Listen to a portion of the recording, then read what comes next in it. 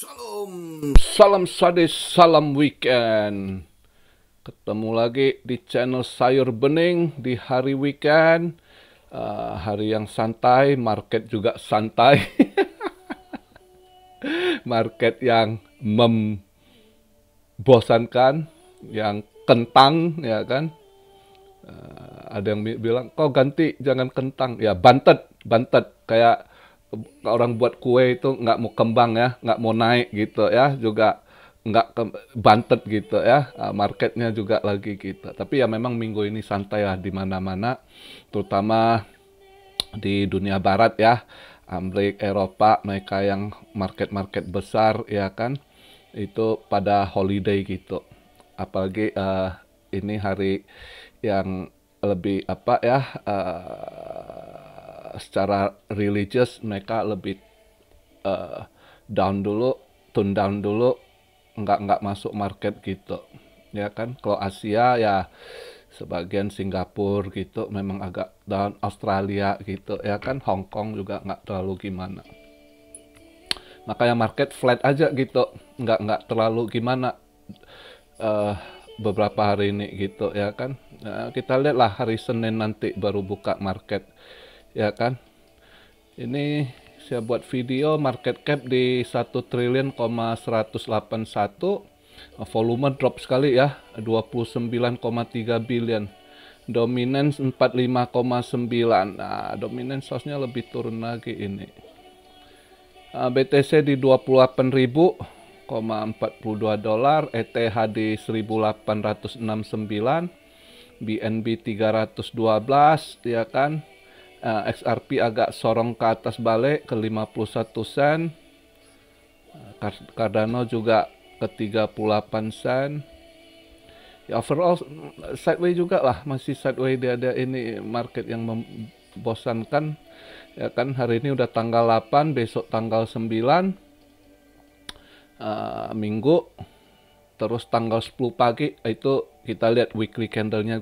Secara weekly candle itu masih positif loh ya. Secara weekly-nya itu masih bullish gitu. Makanya gimana mereka mau tahan.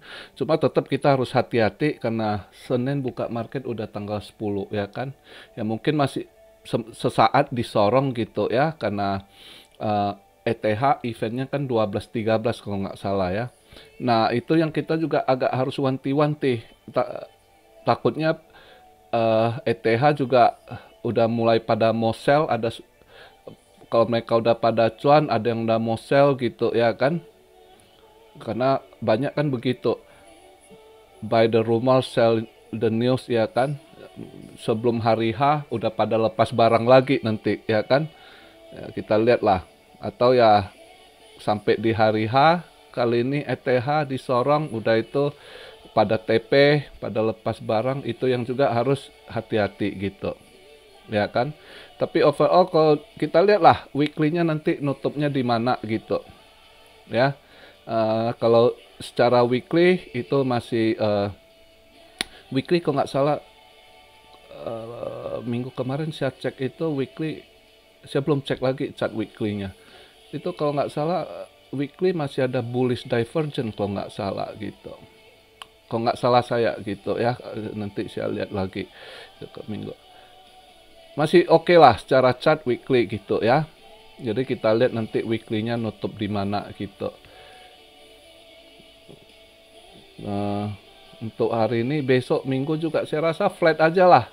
Hari ini juga sebenarnya saya agak malas buat video, cuma ya ini aja sedikit ini bahas. Siapa tahu ini besok misalnya Senin buka market lagi, kira-kira apa yang diancang-ancang, jadi sedikit saya bahas, saya kasih masukan gitu ya. Kemarin itu NFP sama unemployment rate turun gitu ya. Jadi NFP untuk bulan Maret itu ada penurunan. Nah, tapi unemployment rate juga turun gitu. Unemployment turun berarti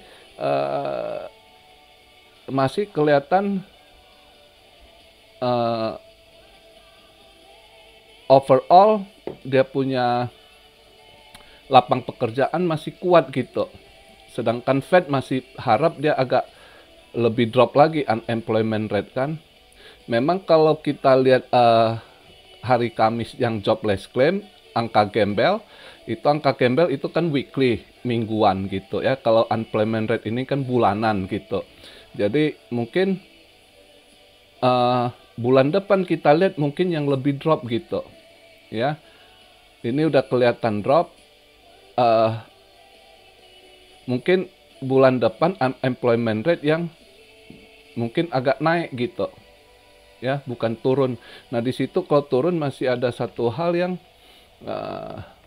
buat market juga, tapi NFP-nya mendukung gitu ya. Makanya kita lihat nanti, kalau lihat dari hasilnya ini unemployment rate yang turun, saya rasa kalau lihat dari marketnya, Senin nanti buka market mungkin bisa hijau, dolar bisa agak menguat gitu ya. Jadi saya rasa kalau ada yang kalau saya misalnya Senin pagi buka market, mungkin kalau BTC kripto masih rada flat, mungkin saya duluan masuk emas gitu ya. Jadi ada yang kadang mau trade emas gitu, mungkin saya akan short emas. Senin pagi kalau buka market mungkin saya akan short emas gitu kalau lihat kondisinya gitu. Tapi masuk kecil dulu, lihat tes water dulu gitu istilahnya kan. Jadi kalau andai kata ada ini, saya gampang, saya mau geser, mau lakukan DCA tambah muatan gitu ya. Itu yang pertama yang mau saya sampaikan dengan data yang keluar itu. Karena data keluar ini kan nggak ngefek ke market kemarin karena market tutup gitu ya. Cuma sebentar aja keluarkan data, report, stok ada buka sebentar ya kan, naik Nasdaq ini tuh hijau bentar, terus market cepet tutup gitu ya kan. Cuma setel dikit aja mereka buka market, setel dikit dengan data yang keluar, tapi data nggak ngaruh. Makanya ngaruhnya itu di Senin nanti pas buka marketnya gitu ya. Jadi itulah makanya hari ini itu saya buat video, itu yang saya mau sampaikan. Jadi Senin kita lihatlah, kalau saya rasa masih agak positif, cuma juga di kripto masih harus kita wanti-wanti karena Senin tanggal 10 gitu ya, weekly-nya nutup jam 7 pagi terus masuk, terus 10 malam baru market Amrik buka kan, udah 11 12 nanti. Nah di situ juga dalam 2-3 hari ke depan juga agak ini. Terus kalau nggak salah ya minggu depan itu CPI keluar ya. Nah, di situ juga pengaruh market ya kan. Yang kalau saya lihat, kalau dari data 2 minggu ini keluar, kalau secara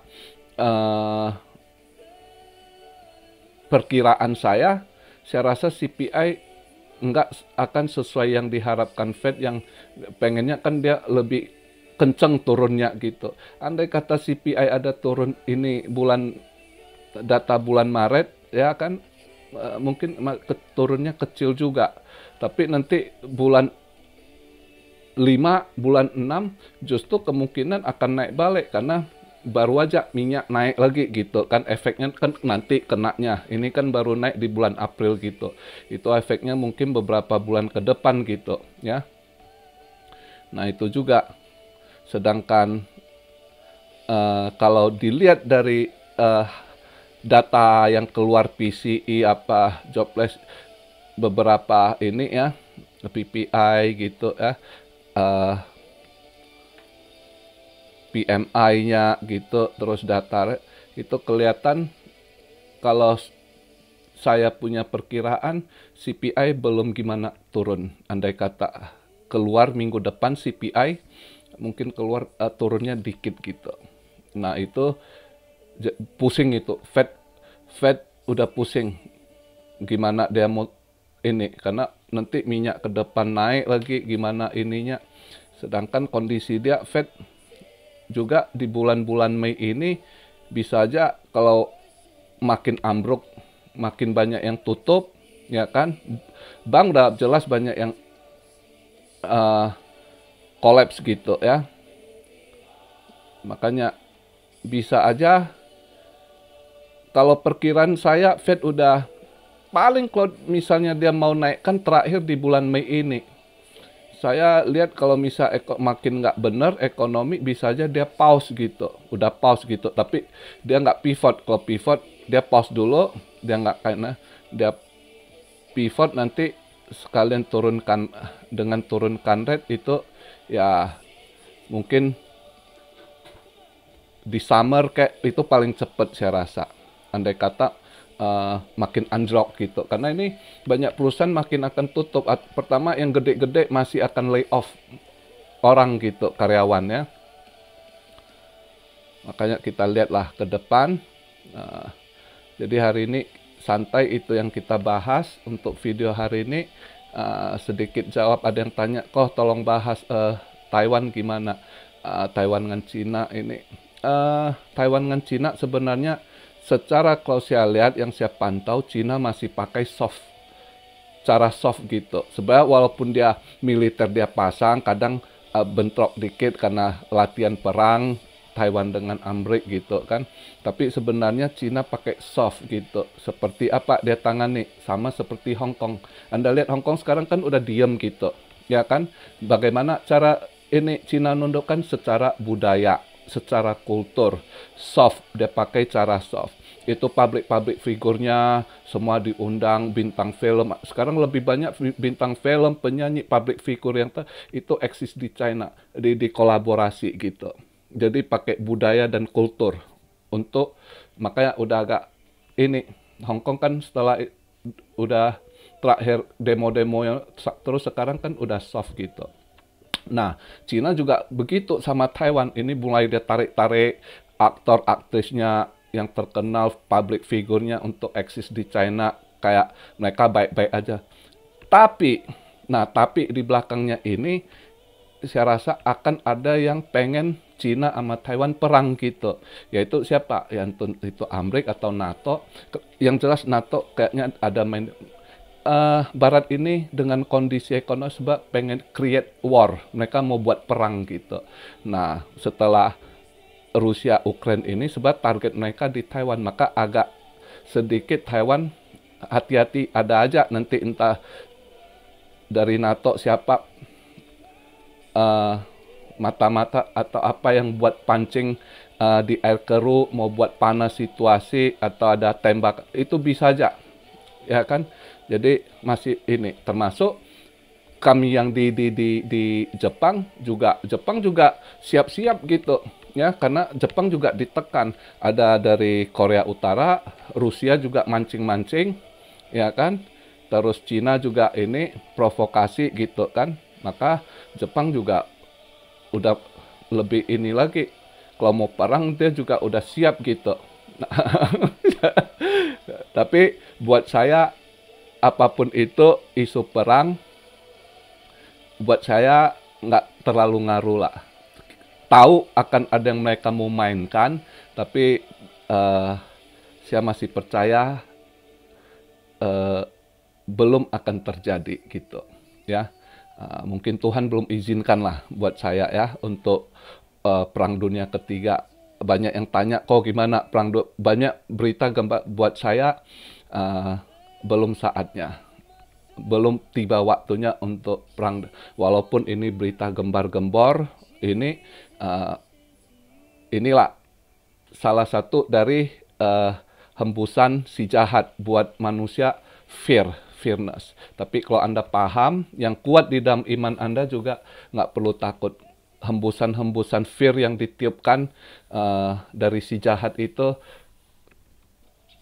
kalau Anda kuat iman, banyak nggak ngaruh lah gitu ya. Dan saya seorang yang percaya itu, jadi biarkan aja ya kan. Paling nanti saya rasa kalau untuk Taiwan akan ada ini, mungkin Jepang bisa aja ada efek sedikit karena dekat juga di daerah Okinawa gitu ya. Bisa aja nanti entah apa, tapi ya tergantung ininya kondisi ke depan gitu. Yang jelas Cina sebenarnya mau pakai soft gitu. itu aja ya video hari ini yang saya sampaikan. Relax di hari weekend ini. Oke, saya juga nonton kuda ya kan, sekalian besok buat teman-teman seiman jangan lupa rayakan Paskah hari esok ya. Jadi sebelum saya tutup video hari ini, saya ucapkan juga Happy Easter buat semuanya yang merayakannya. Oke, salam Siario dari Tokyo. God bless you all. Be blessed, be blessed, be blessed. Immanuel, haleluya.